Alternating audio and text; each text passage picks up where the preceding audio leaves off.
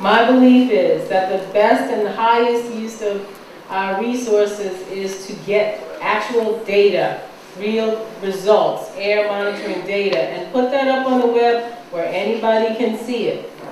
We're doing that as quickly as we can. Technology being what it is, we have some data that's up right now. But as you might guess, the stuff we can get up very quickly is not necessarily the most useful data. What we need are volatile organic compound data, and we have started taking those samples, but we have not turned it around. But I'm not asking anybody to trust EPA. I am asking you to know that there is going to be increasing amounts of data over the next days and weeks to help you, inform you, help people like Dr. Wright, Dr. Harden, who want to inform you, who you do trust, to interpret that data. And if at any point, and I think they both know this, as many of you do, you feel like data isn't being taken in the right area, okay, technical concerns over the data, please let EPA know. Let Region 6 know, because they're the ones out there mobilized taking it. We will try to accommodate those requests. We have limited ability to monitor, but if we can, we will. I mean, we are trying to balance this thing. I'll tell you one other thing that came from our technical folks yesterday. This is a huge lake. Remember the Great Lakes of Oil, sheen. When you have material like that, one of the things that somebody mentioned was this is sort of like a red tide, you know, when you have this big algae. And we know when the water, the seas are choppy, that makes an aerosol, almost like comes out of a spray can. Aerosols are very irritating. All right, so part of it is you might be able to smell this. What you smell may not be affecting you physically, but it's an aerosol, so it's going into your lungs, and if your lungs are already irritated for any other numbers of reasons, you know, man, you know, everybody's had that experience of spraying a can of something and then you're like, whoo, because it irritates you. So that we're looking into whether or not that's part of the concern. All those are scientific questions. I wish I could sit here and answer them for you like that, but every one of these things is different. All right, I think I have time for one more. Administrator Jackson, if I may. Folks, the reason I'm leaving is because I got to go do some work. I got to take this back and try to make sure we're covering some of the concerns I've heard. So I'm not sure who just spoke, but whoever it is. Administrator Jackson, Valley Commissioners, thank you very much for coming.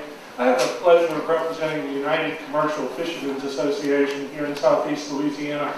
It is an organization of 500 commercial fishermen in Plaquemine and St. Bernard Parish. My clients are very much interested in getting out and assisting in preventing this oil from coming in.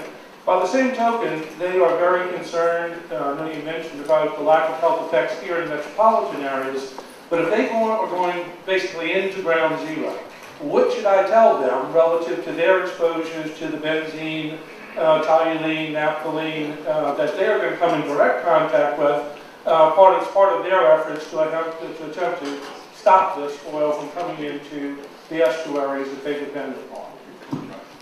Yeah, so first off, tell them do not go out if they have not had the hazmat training that you heard Reverend Irwin speak about. I think it's a 4-hour training, is that right? 4-hour training. It's required from a liability standpoint. Nobody's going to pay them to go out if they haven't had hazmat training. But there's a reason for it. It's also to help tell them what to look for and when to withdraw if they have concerns. For the vast majority of them, the number one concern is going to be about odor or any potential air attacks, but also any, minimizing any contact with big amounts of oil. I think the sheen is not something that I would be concerned about, but how to know if you have a concern and how to get out of there is the point of the training. So the number one thing to tell them is they need to be trained so they know what they're doing, and then they need to do what they've always done, which is use common sense.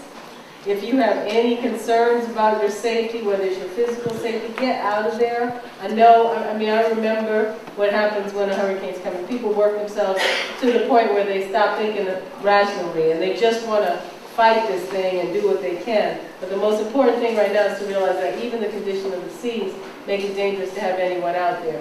We cannot control the weather, but we can use this time to make sure that people are trained up and ready to go. And that's why I really need to get out of here. let me say this, I'm going to ask Al and folks to stay. If there are suggestions that you have, that you want to make sure I know about, please give them to Al. I'll call him in an hour, I will grab them from him, but I want to go so I can meet with Noah and the command center. Okay, thanks everybody.